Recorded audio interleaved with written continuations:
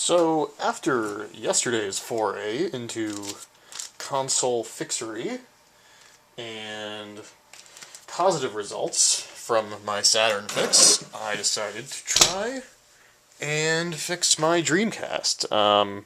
It's having a common issue, apparently, with older Dreamcasts, where it resets for no reason.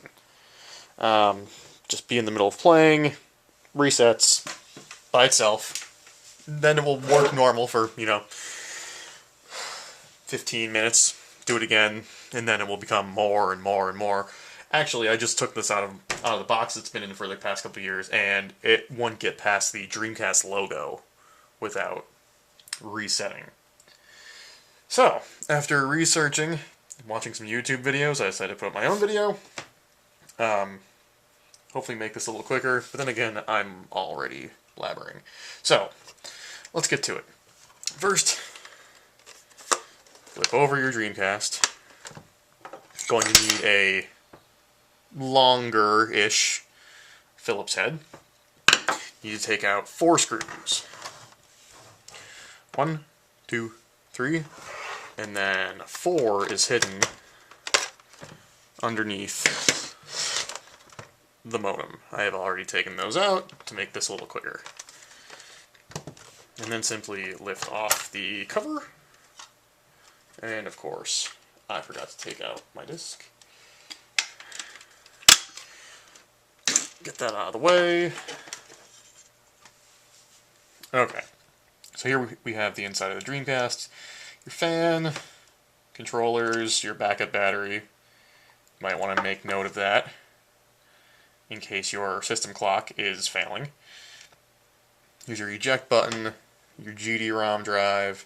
This is your lid sensor, and here's your power supply. This is where the issue lies. Turn this around, maybe you can get a better view. Zoom in a little bit.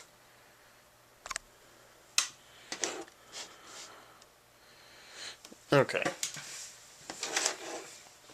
Now what's happening is there's a connection right here.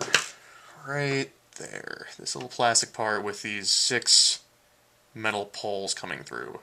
That is what makes the connection and powers the unit.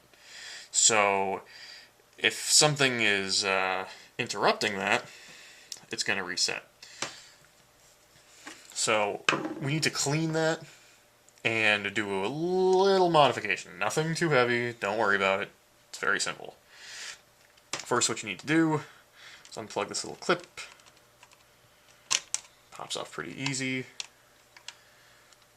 And then there are 2 screws, which I have yet again removed previously. One here, and one here, right behind the thing you just unclipped. And then you need to lift this out. And I do mean lift. I don't mean snap out or turn out. I mean lift, because it's actually, these poles are going through this board, and this is the power supply. So you need to be very careful with this, because if you mess this thing up, you are going to be without a Dreamcast for good. So once this clip is up, the screws are out, start lifting at this end where the poles are. Might have to wiggle a little bit. There you are. This is your power supply. Now, while we're here, this might not be the main issue, but right here, that's where the poles come through in the connections. So, to help out your cause, what you might want to do is take some tweezers, insert into the holes, make sure the top part of your tweezer is in the hole, the bottom part is on the outside, and just squeeze down the metal inside for a nice firm squeeze. And that will bend the contacts in a little closer. Now, put that out of the way. Safe place, somewhere where it's not going to get destroyed. Now we need to clean these.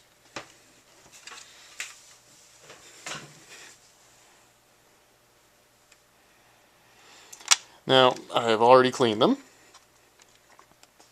And what I used was paper towels. And my best friend, where is it? Isopropyl alcohol, 91%, non-conductive, great for cleaning electronics. $2 at Walgreens. Take a paper towel, soak that, and then just vigorously rub these. I mean, not too much force is needed. It might not look like it's doing anything, but it is. I mean, mine still actually has some corrosion, but it can't be helped. So clean those, then dry those. Make sure they're completely dry. Even though the stuff is non-conductive, I wouldn't risk it. So, last thing to do, while you're in here, you might as well, just take some pliers, needle nose preferably, something small.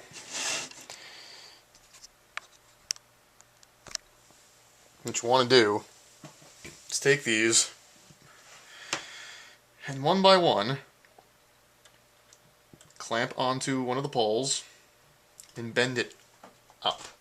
As in, bend it to the north part of the system. Just a little bit. Just grab it firm, a little bit forward, just a little bit. It's going to move maybe a centimeter. Any more than that, you might have problems getting the power supply back on. But that's going to help close the gap between the contact and the poles. So, now that that's all done, we can pop the power supply back in. Oop. Watch out for this little plastic cover that pops out every time I move this thing. Now you want to make sure you're lined up with the poles on the socket.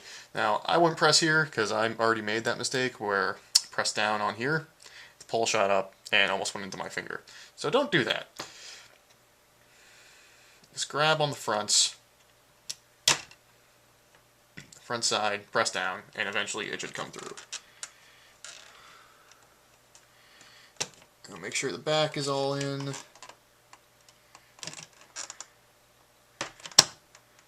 The clip on the side went in. Plug this back in. Put your screws back in. Remember, there's one back here, one right here. Cover back on.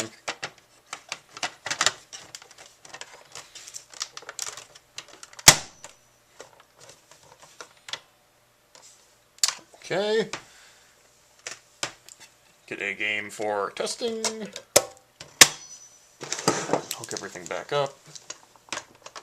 Now, obviously, if you're having this problem, you know that sometimes it takes quite a while for the problem to rear its ugly head again. But I assure you, I did this about 2 hours ago, and I played Typing of the Dead. No issues. Everything ran fine. So let's give this a shot.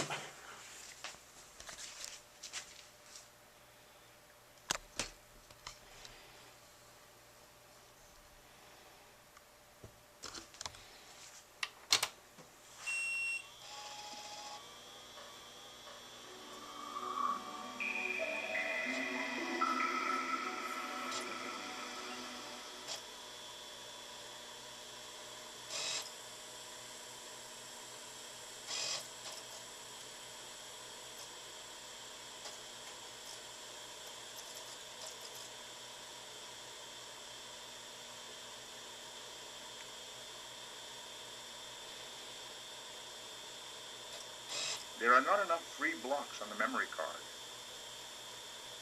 Thank you, Leonard Nimoy.